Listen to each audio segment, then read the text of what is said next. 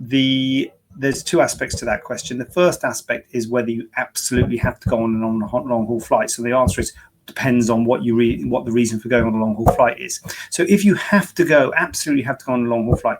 If you have surgery, so if you have a breast augmentation, and then the following day your relative gets ill and you need to get on a long haul flight, come hell or high water, you can get on the long haul flight. They're not going to stop you from getting on the long haul flight.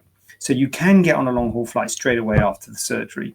I wouldn't recommend it for several reasons. The first reason is DVT, the clots in your legs that can fly off into your lungs. Going on a long haul flight is a risk factor for that. So you don't want to multiply up your risk factors. Having surgery is a risk factor, and then so you don't want to have surgery and then go on a flight because it's multiplying up your risk factors. But also it's going to be really uncomfortable. It's going to be sore. It's going to be tight, and you might get complications. You might get problems, and you don't want to be far away if you've got complications or problems.